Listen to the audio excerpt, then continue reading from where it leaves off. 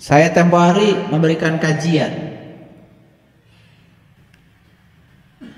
tabi'in Wahab bin Munabbih, salah satu ahli fikih, menyampaikan 5 ciri orang bodoh. Yang pertama, orang bodoh itu kalau bicara semakin kelihatan bodohnya. Yang kedua, orang bodoh kalau diam tambah kelihatan bodohnya. Itu bahayanya jadi orang bodoh, bicara tambah kelihatan bodohnya, apalagi diam.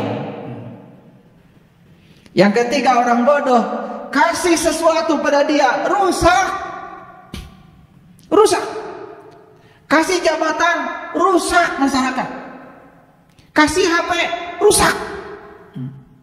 Di tangan orang bodoh, HP itu rengat.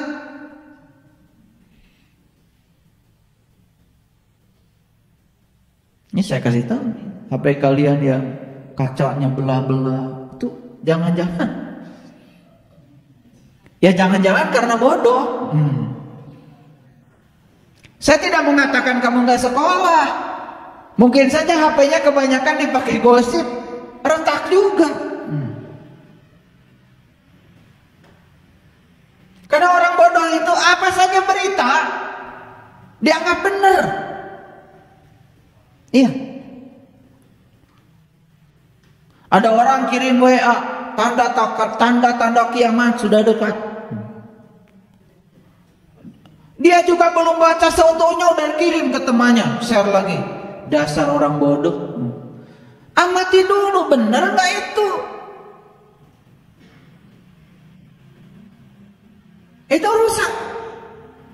Yang keempat ciri orang bodoh apa?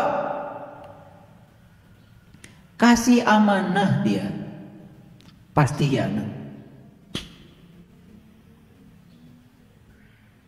Pertanyaan saya, apakah kalian dikasih amanah oleh Allah? Dikasih. Inna aradnal amanata 'alas samawati wal jibal fa abaina ayahmilnaha wa asfaqna minha wa hamalal insan innahu kana zaluman jahula. Aku tawarkan amanah kepada langit, aku tawarkan kepada bumi, aku tawarkan kepada gunung, dan mereka enggan untuk menerima amanah ini. Fahamalal insan, semua kalian yang mengaku manusia tampil ke muka, ya Allah, aku yang akan pegang amanah ini. Apa yang terjadi dengan manusia?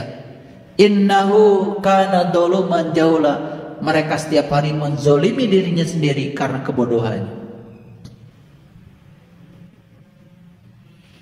Yang lucu itu banyak orang yang merasa betah jadi orang bodoh. Disuruh itu mau, disuruh ini mau, ngerti juga enggak. Saya tanya, kamu kalau sholat begini kan telunjuknya? Ya. Kenapa? Gak tahu. Lah kenapa kamu lakukan kalau kamu nggak tahu? Habis orang lain juga melakukan, bodoh. Kenapa melakukan yang kamu tidak tahu? Ada yang bilang sama saya, menyatakan Allah satu. Kalau menyatakan Allah satu harusnya bebaskan, boleh pakai jempol, yang penting satu. Kenyataannya harus begini kan? Nggak boleh bebas. Ada yang jawab, kan itu nunjuk sama Allah. Memangnya Allah ada di depanmu? Kan Allah bersamamu, lebih dekat daripada uratan di lehermu. Kan Allah bilang, walillahil masyriqi wal maghrib, fa aina matwalu fasama wajhullah. Allah meliputi timur dan barat, kemanapun kemalingkan wajah, di situ ada Allah. Kamu bilang Allah di depanmu? Sudah melanggar Quran.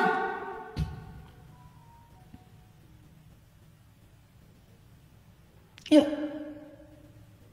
Lagian kalau nunjuk kepada Allah pakai telunjuk gak sopan. Nunjuk itu harus pakai jempol. Nah iya, di Bandung kan nunjuk pakai jempol, betul nggak? Iya. Di mana rumahnya Ibu Rahma? Sebelah sana. Kalau gini kan gak sopan. Masa nunjuk Allah begini? Habis jawaban menyatakan satu keliru, nunjuk Allah keliru, terus jawaban berikutnya apa? Tutup dulu, nggak saya kasih tahu. Bayar. Enak aja.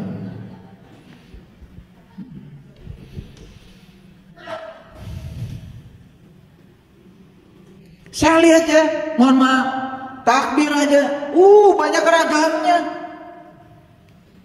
Ada yang takbir begini, kayak burung penguin, Allahu Akbar. Lah Nabi itu kan cuma satu, Nabi Muhammad laki-laki, dicontoh semua laki-laki, dicontoh semua perempuan. Kan Nabi Muhammad tuh harus dicontoh laki-laki, dicontoh perempuan juga. Kalau Nabi Muhammad takbirnya begitu, Anda semua harus sama. Kalau umatnya Nabi, kenapa Anda jadi beda? Biar mikir, nggak saya ajarin, nyari sendiri. Ini supaya gelisah aja.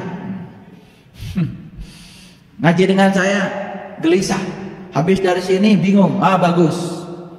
Supaya kita ini bodohnya sadar. Oh ternyata saya bodoh ya selama ini. Iya, kata siapa pinter? Nabi Ibrahim itu sebelum bilang inni wajahtu wajhiya lilladzi fataras samawati wal ardh, sebelum bilang aku hadapan wajah batinku pada Zat yang telah menciptakan langit dan bumi, apa yang dilakukan Nabi? Mencari Tuhan dulu. Setelah mencari Tuhan dan ketemu, baru beliau mengatakan itu. Lah Anda tiba-tiba mengatakan itu. Maka di Quran dikatakan maqamu Ibrahim musalla, salatlah kamu di level Ibrahim. Artinya salat itu harus kata Ibrahim. Gimana dengan salat itu? Begitu Allahu Akbar semua ingat. Tapi habis sholat, ngakunya paling soleh. Lucu. Mulai memikirkan orang lain yang tidak sholat. Lah kamu aja belum beres. Karena kita terbiasa menjas orang, terbiasa menghakimi orang, tidak ngurusi diri sendiri. Itulah karena sahabatmu cuma dua, Malik dan Atid. Udah mulai sekarang say goodbye sama Malik, say goodbye sama Atid. Bergaulan dengan 8 malaikat, kamu akan damai. Masuk judul ini sekarang. Apa judulnya? Jadilah seorang mahakarya. Hapus gagasan menjadi seseorang. Ini lucu nih pertanyaan orang tua. Nanti Dede kalau udah besar mau jadi dokter atau insinyur? Seakan-akan dunia ini selesai dengan dua peran itu gitu. Dokter, insinyur, paling juga pilot. Kenapa sih tidak nanya, kamu nanti besar mau jadi siapa? Siapa tahu anak bilang, saya mau jadi pemilik pesawatnya. Kok pilot? Rasanya pilot udah paling tinggi gitu. Kenapa anak kita tidak jadi pemiliknya aja? Karena kita sudah karbit otaknya dari kecil. Jadi dokter, jadi insinyur, jadi pilot. Tidak pernah ada orang tua yang sadar kalau anak harus jadi dirinya sendiri. Lihat saya semuanya. Ikan itu jenius, disuruh berenang. Karena memang dia tuh jenius. Tidak ada di semesta yang tidak jenius kok. Pohon pisang juga jenius menghasilkan pisang. Anda bikin pisang, kulitnya aja belum tentu bisa. Pohon pisang bisa ngasih pisang. Jenius gak?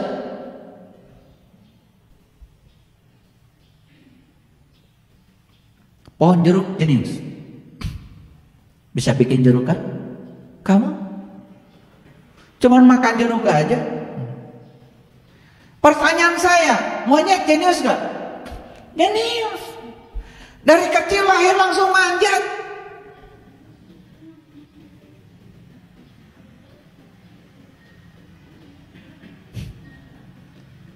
Jadi kalau kita sekarang kelihatan idiot alias tidak jenius, karena kita tidak pernah menemukan bakat saya apa. Karena saya tidak menemukan saya jenius di bidang apa. Makanya para psikolog mengatakan kita harus menemukan personal genius zone. Jenius kita tuh di mana? Ini yang berbahaya, orang tua bahkan anaknya pun harus seperti dia. Tidak ada kesempatan untuk menjadi dirinya sendiri. Bapak ibunya dokter, anaknya harus jadi dokter. Padahal anaknya alergi melihat darah. Akibatnya stres dari dokter. Bapak ibunya pengacara, anaknya harus belajar hukum. Bapak ibunya notaris, anaknya harus jadi notaris. Bapak ibunya dukun, anaknya harus jadi dukun. Gitu. Kita lupa bahwa anak adalah tamu agung yang datang ke semesta untuk menjadi dirinya sendiri. Pertanyaan saya bagi kalian, apa kalian sudah menjadi seorang mahakarya? Tanya, apakah kalian sudah bisa menghapus gagasan menjadi orang lain? Boleh dijawab, nggak apa-apa. Jujur aja. Belum kan? Saya buktikan. Jujur ya. Kenapa kamu sholat? Apakah sudah bisa merasakan rasanya sholat? Apakah sudah merasakan nikmatnya sholat? Atau karena malu kalau tidak sholat? Jawab sendiri. Malu sama Allah, tahu Allah juga enggak.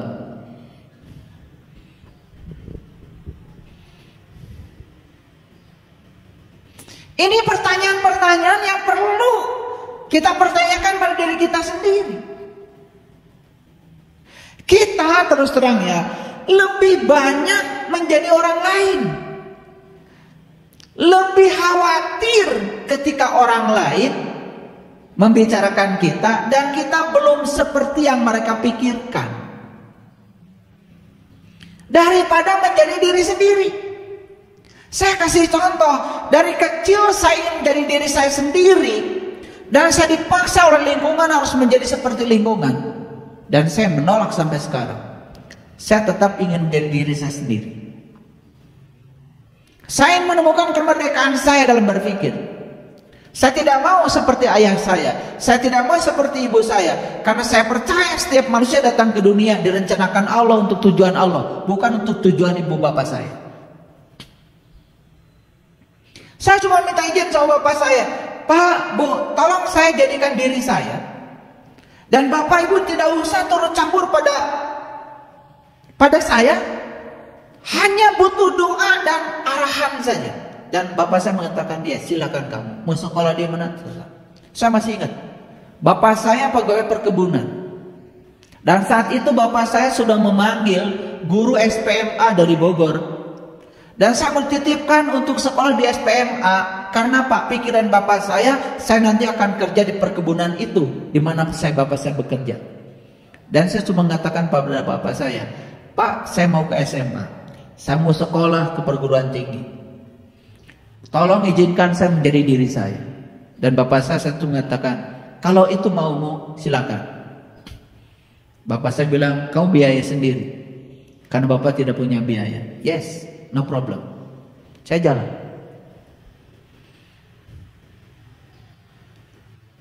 Dan kalau saya saat itu mungkin ngikuti maunya bapak saya kerja di perkebunan tempat bapak saya bekerja. Sampai sekarang saya nggak kenal Bandung mungkin. Saya tinggal di kampung saya. Dan saya tidak menjadi saya menjadi bapak saya.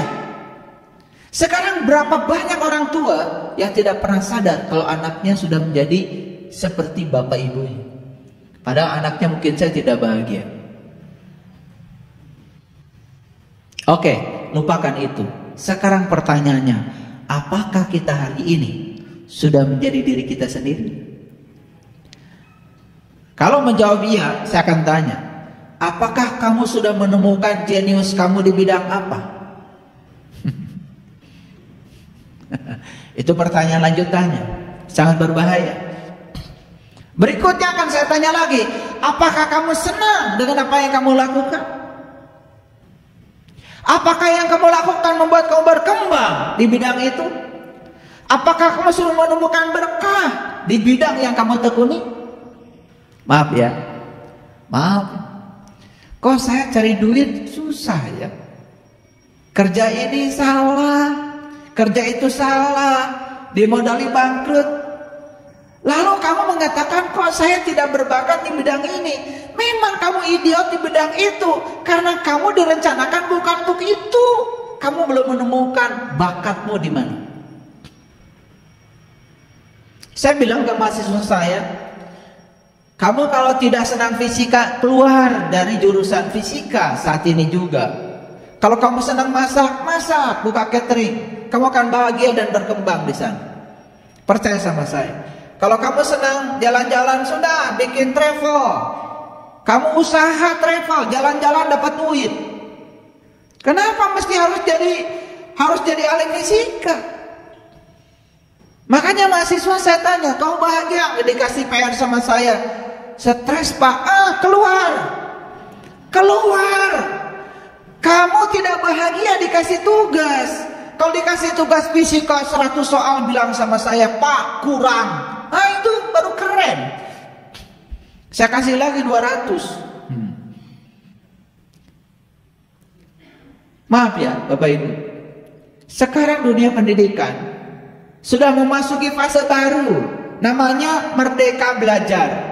Kampus Merdeka, Merdeka Belajar. Bahkan sekarang kalau anak itu sedang belajar matematika, dia tidak suka matematika, ingin sepak bola, harus diizinkan oleh gurunya keluar, biar dia main bola, biar happy. Apa yang terjadi selama ini? Begitu anak keluar dari ruang kelas karena tidak suka matematika, dan anak dianggap anak nakal, orang tuanya dipanggil, bahkan dihukum oleh guru matematikanya, dikasih nilai yang buruk. Apakah semua orang harus jadi guru matematika? Apakah semua orang harus seperti jadi gurunya? No. Dia direncanakan Allah untuk tujuan Allah. Dia punya bakat yang istimewa di bidang lain.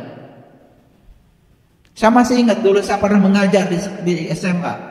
Ada anak yang tidak naik kelas. Kenapa? Dihukum oleh guru tertentu karena dikasih nilai 3. Saya lobby pada gurunya, Pak, saya bilang, anak ini bakatnya bukan itu. Bapak lihat kalau ada acara panggung di sekolah, kalau bikin tulisan, bikin panggung, anak ini luar biasa. Dan guru ini, guru zaman baheula, dia tetap aja ngasih nilai 3 pada anak ini. Itulah orang yang tidak kurang gaul. Semua anak harus seperti guru. Guru sejarah ingin semua pelajaran sejarah anak tahu sejarah. Padahal siapa tahu anak gak tahu sejarah, tidak suka sejarah. Buat apa memaksakan orang lain? Apa yang terjadi? Anak itu dikasih 3 dan tidak naik kelas 2 tahun. Dari guru yang sama loh, 3-nya 2 tahun. Saya support anak itu supaya dapat beasiswa ke luar negeri. Dan akhirnya anak ini dapat beasiswa ke Australia. Dia ambil bidang seni. Dan sekarang anak ini sudah jadi doktor. Dan dia mengajar di sebuah universitas hebat di Bandung. Gurunya masih tetap guru sejarah, udah mati lagi.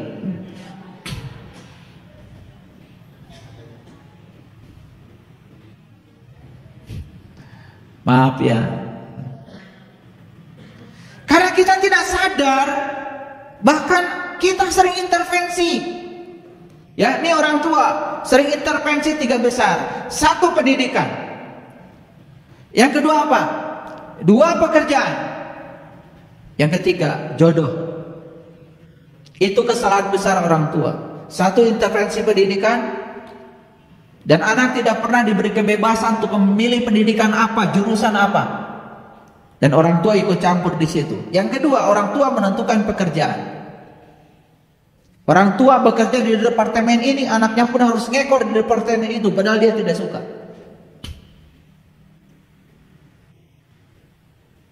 Ini saya bicara fakta. Jadi kapan manusia menjadi dirinya sendiri? Kalau kita selalu intervensi. Dan kalian harus sadar bahwa kalian adalah korban dari intervensi lingkungan, karena kalian dipaksa untuk tidak menjadi diri sendiri. Baik, kita bicara agama sekarang. Dari kecil kan kalian sudah dikasih harus bajunya begini, harus baca doanya begini, harus sholatnya begini, terus saja tiap hari didikte kita harus seperti itu. Apa yang terjadi? Lama-kelamaan kita terjebak oleh kebiasaan, jadi karakter, dan kita menganggap itu diri kita. Begitu sampai di kesadaran tertentu kita baru sadar, ternyata yang saya lakukan selama ini tidak berbuah apa-apa. Maaf ya, banyak yang sholat dari kecil sampai sekarang tidak menjadi sholat itu sebagai sarana untuk mencegah perbuatan keji dan munkar. Bahkan sudah sampai tua dia tidak merasakan nikmatnya sholat. Dia selesai mencari ilmu sholat karena merasa dengan sudah sholat dan rutin dia merasa sudah selesai. Pada di Quran dikatakan, sesungguhnya orang munafik itu orang yang sholat. Satu, sholatnya malas. Dua, sholatnya ria. Yang ketiga, ingat Allahnya cuma sedikit. Quran surat An-Nisa ayat 142. Jadi itu. Baik, kita buka sekarang satu-satu.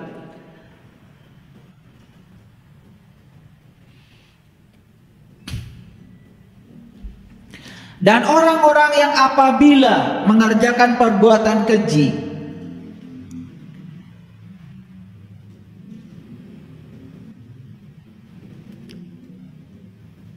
maka sesungguhnya dia menganiaya dirinya sendiri. Wallazina idza fa'alu fahisatan aw dzalamu anfusahum. Yang berbahaya sekarang adalah orang ketika melakukan perbuatan yang salah, dia tidak sadar kalau dia sedang mendolimi dirinya sendiri. Betul? Itu yang berbahaya. Padahal apapun yang dilakukan kita, semua akan kembali kepada diri kita sendiri.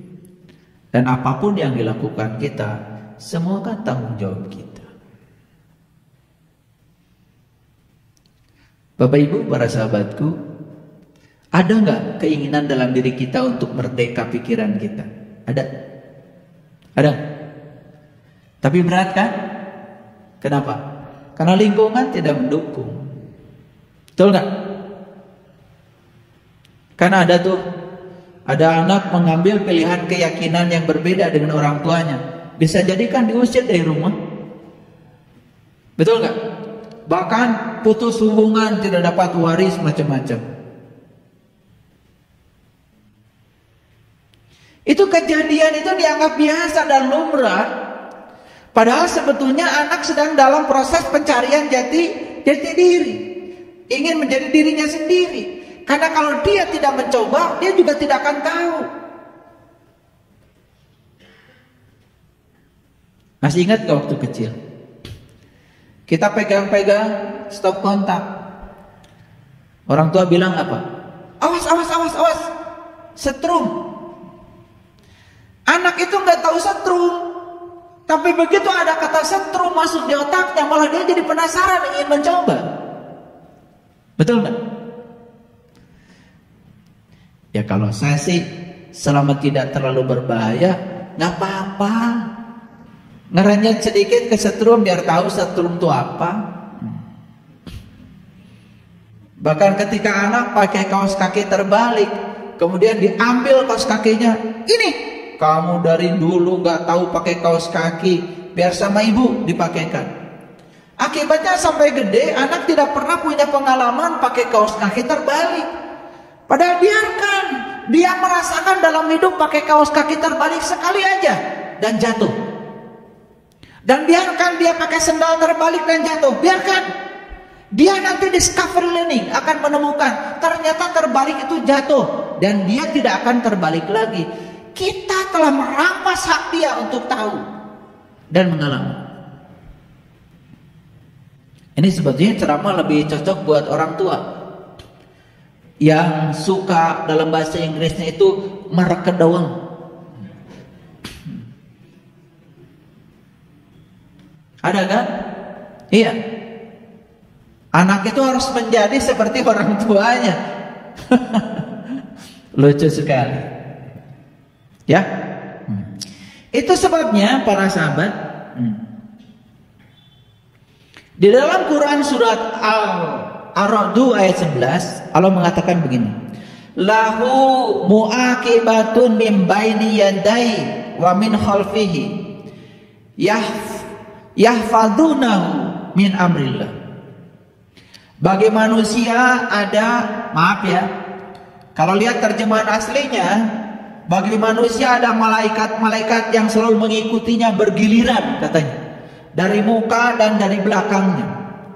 Saya nggak ngerti ya terjemahan yang ada, karena muakibatun diterjemahkan jadi malaikat. Karena kita otaknya sudah terkonsep, yang suka menjaga kita bergiliran katanya malaikat, kan gitu. Padahal bahasa Arabnya bukan malaikat. Lahu muakibatun min baini yadai wa min khalfihi yahfadunahu min amrillah. Kalau bagi saya muakibatun ya akibat. Makanya bagi saya terjemahnya sederhana. Bagi manusia ada akibat-akibat yang selalu mengikutinya bergiliran di muka dan di belakangnya. Yuk, betul nggak kita akan selalu diikuti oleh akibat? Di depan dan di belakang kan? Bergiliran kan? Ayo buktikan. Saya sekolah, akibatnya jadi punya ijazah. Saya nggak sekolah, akibatnya saya jadi tidak punya ijazah. Saya kerja, akibatnya saya jadi punya uang. Saya nggak kerja, akibatnya saya nggak punya uang. Apa yang mengikuti kita selama ini? Akibat. Tapi karena sudah terkonsep si penerjemah ini, mohon maaf ya, lahu muaqibatun min baini yadai. Saya lihat semua terjemahan mengatakan bagi manusia ada malaikat-malaikat yang selalu mengikutinya bergiliran. Loh, kok begitu saya periksa bahasa Arabnya nggak ada malaikat di situ. Yang menjaga kita bergiliran bukan malaikat. Yang menjaga kita bergiliran adalah akibat. Kau melakukan kebaikan, akibatnya baik. Kau melakukan keburukan, akibatnya buruk. Betul? Makanya ada orang tua saya dulu, ketika saya tanya, ya, bah, hari akhirat tenaon? Orang tua saya ngejawabnya sederhana. Akhirat teh akibat tina perbuatan maneh. Sesederhana itu orang tua saya menjawab. Saya ngerti itu luar biasa. Akhirat teh akibat tina segala pagawean maneh. Kan akhirat itu akhir dari semua perbuatan. Dan tidak ada perbuatan yang tidak ada akhirnya. Pasti ada akibatnya. Nikah kan ada akibat. Boga budak. Betul gak? Iya. Coba renungkan kata-kata saya. Apa yang tidak ada akibat? Kalian datang ke sini ada akibatnya? Apa akibatnya? Jadi berubah kan pola pikirnya? Kan bahaya kan itu. Makanya ketemu saya bahaya, karena pola pikirnya berubah. Itu akibat. Kalau makan akibatnya apa? Kenyang. Yang gitu aja kita kadang-kadang tidak sadar bahwa setiap perbuatan kita akan berakhir dengan akibat. Minum akibatnya apa? Ya hilang hausnya. Marah-marah akibatnya apa? Jantung berdebar-debar. Betul nggak? Wajah jadi jelek. Saya kasih tahu tuh, kalau cari orang yang paling jelek di semesta, lihat ketika kamu sedang marah.